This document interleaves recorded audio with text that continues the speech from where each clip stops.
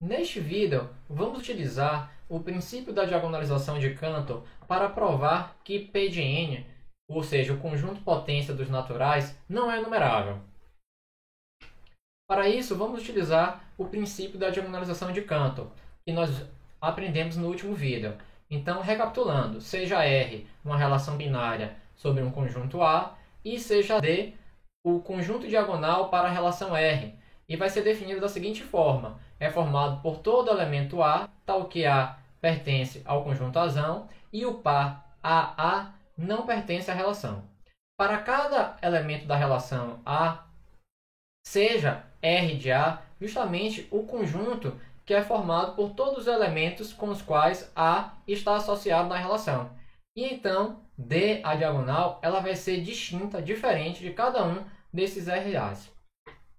Vamos então começar por uma prova por contradição. Então, por contradição, nós vamos supor que o conjunto potência é, no caso, enumerável.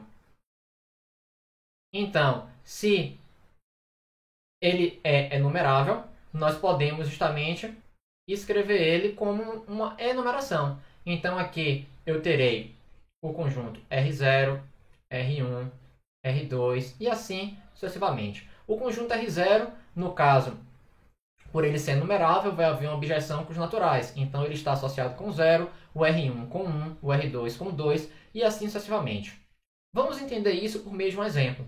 Então, aqui vamos pensar o conjunto A, que é igual a 1 e 2.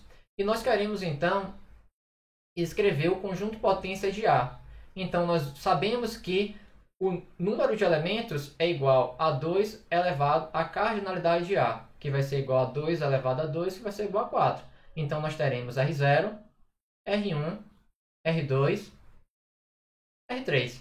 Então, vamos começar a nossa enumeração.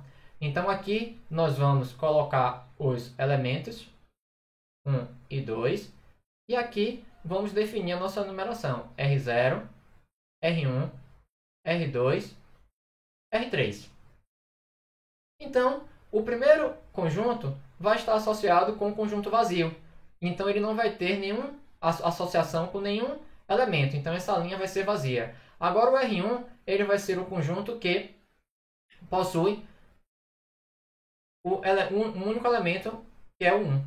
O R2, então vou colocar aqui ao lado o conjunto associado. Então aqui é o conjunto vazio, aqui é o conjunto 1, aqui vai estar associado com o conjunto 2, e aqui vai estar associado com os dois. Então aqui está o conjunto 1 e 2. Então dessa forma, para um conjunto finito, nós apresentamos o que seria essa numeração. Mas vamos voltar então para o cenário em que ele é infinito. Então, vamos representar. Aqui nós temos os números naturais, 0, 1, 2, 3 e reticências por ser infinito. E aqui nós teremos infinitos subconjuntos. R0, R1, R2 e assim sucessivamente. Lembrando que isso parte da nossa suposição de que P de n é enumerável. Estamos fazendo uma prova por contradição. O resultado será um absurdo. Então, acontece que nesse conjunto R0, o zero ele pode ou não pertencer. Mas o que sabemos é que pela diagonal de Cantor, por exemplo, se o zero ele não pertencer a R0, então o que é que vai acontecer?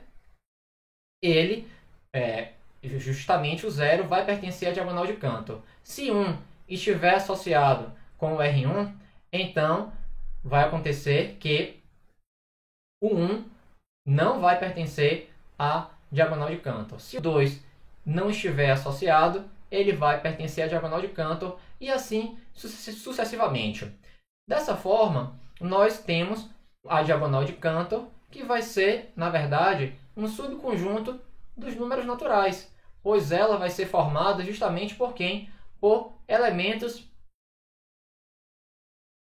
do conjunto natural. Então, dessa forma, por ser um subconjunto, essa diagonal de Cantor, ela vai ser, de fato, um elemento do conjunto potência.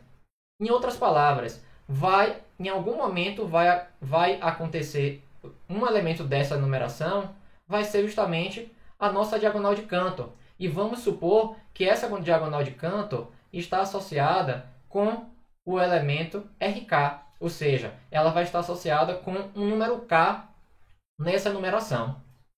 E então, nós podemos chegar a uma contradição da seguinte forma. Vamos fazer a seguinte pergunta. O número K, ele pertence ao conjunto RK? Lembrando que o conjunto RK é justamente definido aqui em cima, e ele pode ser visto justamente como a linha. Por exemplo, aqui do lado direito, o R1 contém apenas o 1, o R2 contém apenas o 2, o R3 contém 1 e 2. Então, vamos analisar os casos.